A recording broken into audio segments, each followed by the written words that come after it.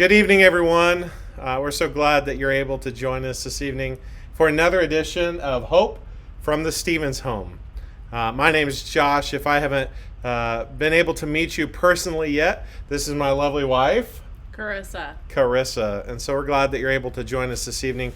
And for a very special edition of Hope from the Stevens Home, I'm so excited about tonight, Carissa. Can you tell? I can tell you're so excited. Why don't you tell everyone why you're so excited? Well, we'll get to that in just a minute. Oh, okay. But first, I want to, if you don't know about me, I majored in math in college. And I thought I was super smart because I majored in pure math. And then I realized that the pure math is really pointless. Unless you're going to be a teacher, unless you're going to be a professor or something, because everything in this world relates to math, but it's really called applied math. How do I do math in the real world? How do I balance a checkbook? How do I measure the length in order to build something? All kinds of things. So I have a math joke, Carissa. All right. I can't wait to hear it. I know you love my jokes, right? Your jokes are amazing. Yes, I think they're pretty hilarious myself. So here's a math joke for you tonight, because I love math so much. The fattest knight at King Arthur's round table was Sir Cumference.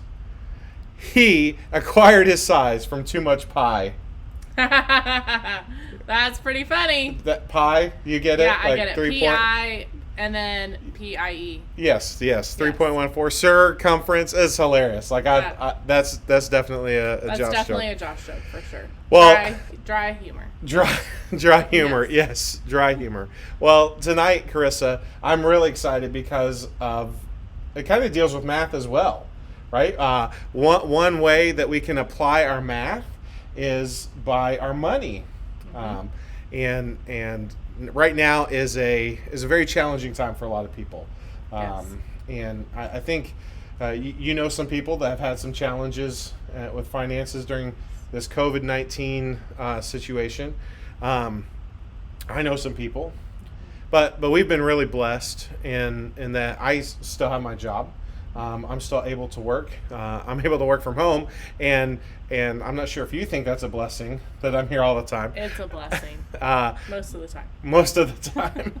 That's right. And it is. And I think so too. It's a blessing most of the time. Sometimes I have to put my noise canceling headphones on and just go hide because our kids are also already homeschooled, but I'm here all the time. It's a lot of fun. So parents, families, we feel it.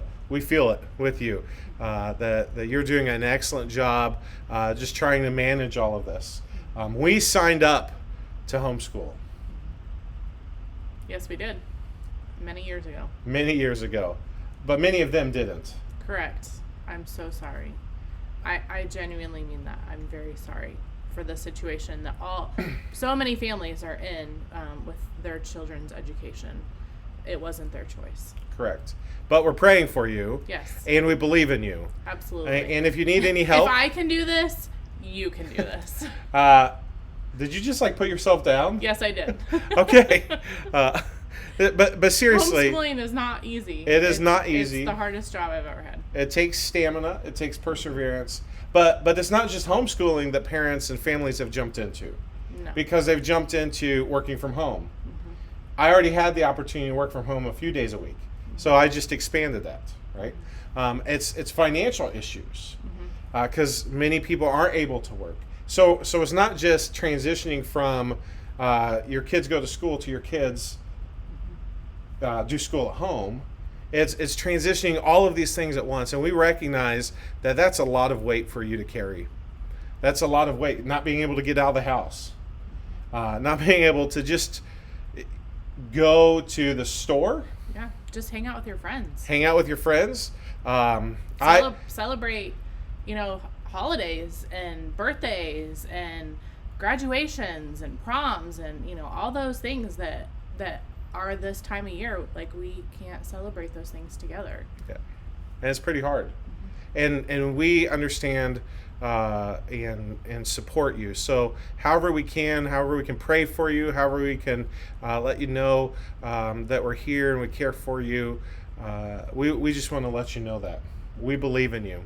Yes. And we want to say hi to Julie, who's online right now. Hey, Julie. If anybody else is online and you'd like to comment, let us know that you're here. We'd love to know that you're here so we could give you a personal shout out. If you're watching later in the replay, you can also let us know by commenting in the video comments, letting us know that you were able to watch it. Let us know that you liked it. Maybe give it a thumbs up. But we're so excited just to be able to share some of our life with you, our friends, our family, people that we're engaging all around the world. So that's what this has the opportunity to do. So Carissa, I have a really exciting announcement. I can tell you're so excited. I'm very excited. I'm so excited because I love to give. Yes. I really love to give. And one of the reasons I love to give is because when I give, it reminds me all that I have to be thankful for. So tell me one thing that you're thankful for tonight. My family. Your family. How about another one? My home. Your home. Yes. There are lots of things to be thankful for. Are there times that you don't feel so thankful? Yes. And what happens during those times? I'm putting you on the spot. You are. Can you further explain your question? So how do you feel, what are you feeling when you're not feeling very thankful? Unthankful. Okay. What other emotions might you be feeling? Hey, Granny. Or Mom Stevens. Hi, Look, Mom. your mom's on there. Yeah. Hey. Well, that was a distraction. Maybe Josh will forget this question and he won't ask it anymore. So sometimes I know better. You know better. So sometimes, like when I'm feeling the least thankful, it's because my focus is on other things. I'm feeling sad. Yeah. I'm feeling maybe despair. My hope is lost. I'm feeling maybe anger, grief, loss. Those sorts of things. So that's a lot of times we start focusing on ourselves in the difficult situation that we're in, and that's usually when it becomes more difficult to be thankful. Yes, when we're focusing on ourselves. That's a good point. A very good point. So one reason I love to give is I try to be thankful when I give. Whenever I have the opportunity to give to others or give to organizations that I believe in, I try to also remind myself, what do I have to be thankful for? And so right now, one of the things I'm thankful for is I'm thankful that I still have a job that I can go to, sign in on, work with my team. I'm thankful that that I'm still able to pay the bills, that our mortgage, our vehicles, the food, we have food to eat, we have electricity. I'm thankful for those things. But there are some people who are struggling with those needs right now. And my heart really goes out to them. Because it's one thing to choose, I believe this, like we're talking about homeschooling, it's one thing to choose a circumstance or situation. It's one thing to choose to leave a job. It's something else to be laid off or furloughed. It's one thing to choose to close your business. It's another thing for the government to say, you're not essential. You have to be shut down until this is over. And my heart really goes out to people who are walking through these circumstances and situations. It's one thing to choose to stay at home and read a book. It's another thing to say, you have to stay at home. You can't be with other people. My heart really goes out to others, and I know yours does as well.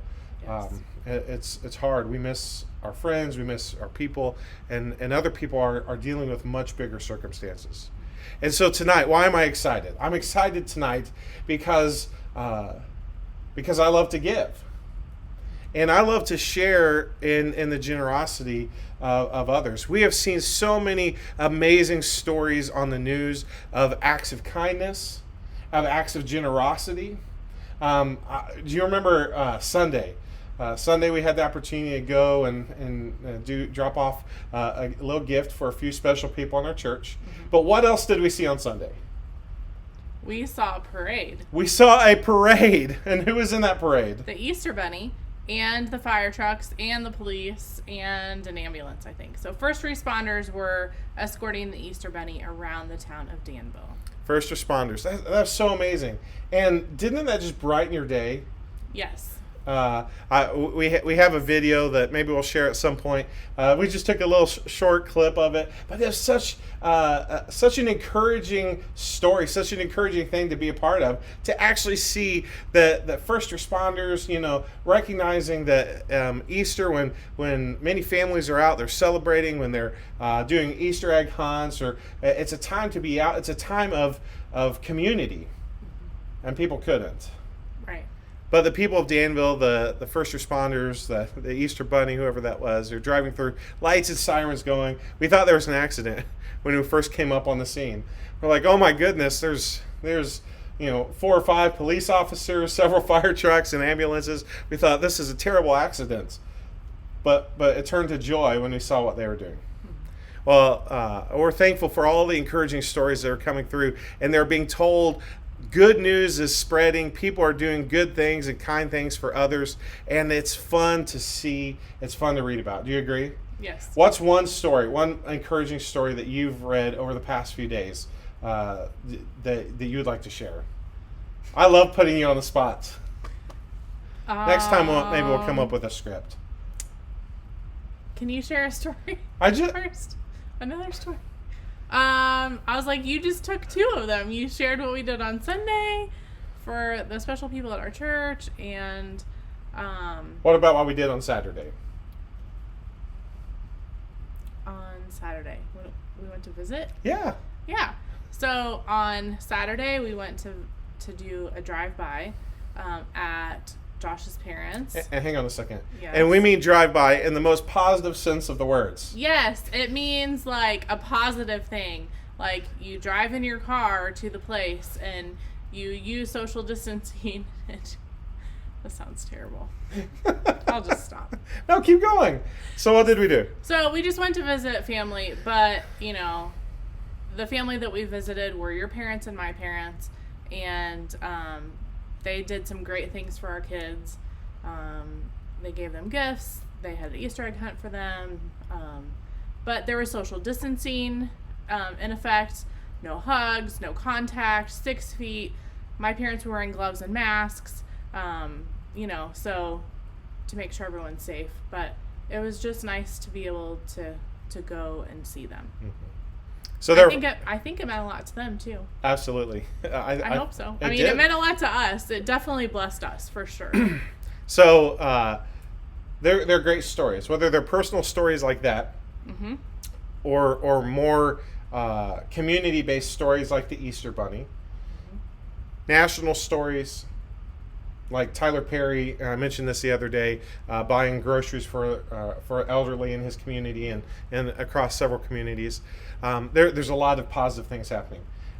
John Krasinski from The Office, Jim Halpert from The Office, has put together a podcast or YouTube video called Some Good News. Mm-hmm. And it's fun. It's a lot of great things happening. And really encouraging to watch. Just so I encourage you, go find those good things, those good news that are happening. But for us, we have some good news too. Mm-hmm. And here's the good news. We recognize that there is some significant need with the COVID-19 situation, particularly significant financial need and food needs, the primary needs that families have. And so Sunday when we were at church, when we were watching church, not at church, but when we were watching church, it was so encouraging to hear Pastor Tim Parsons from our church where we serve, the Journey Church in Avon, Indiana. Pastor Tim Parsons shared that he and the leadership team had come up with and approved a plan for COVID-19 relief. And that's pretty exciting. To help with relief circumstances, particularly surrounding COVID-19. We already have a church benevolence fund, but this is particularly surrounding COVID-19. It was so encouraging to hear that. Such great news for people who need to hear it. And so that's one thing that's happening at the local level, right here in our community, in the place that we serve, with the people we serve. We love hearing that. Another group that we love is called Convoy of Hope. And Convoy of Hope is a faith-based organization with a driving passion to feed the world. With a long history as an early responder in times of natural disasters, Convoy of Hope has been a 4-star charity as recognized by Charity Navigator for 17 consecutive years. Convoy of Hope has served more than 130 million people since it was founded in 1994. We love Convoy of Hope and what they're doing. And they're responding in this COVID-19 crisis as well. They have a 10 million meals initiative that across the United States. They want to help partner and serve 10 million meals to people. What a beautiful way to respond. And so I love giving. I love giving. What do you tell me about my giving sometimes? That if it weren't for your family, you would give everything you had away. That's right. And I'm thankful that my wife helps me recognize that my first place to give is to her and to my kids. First to the Lord. Well, yes, first to the Lord. Yes, absolutely. But then first to you, and because I love giving stuff away.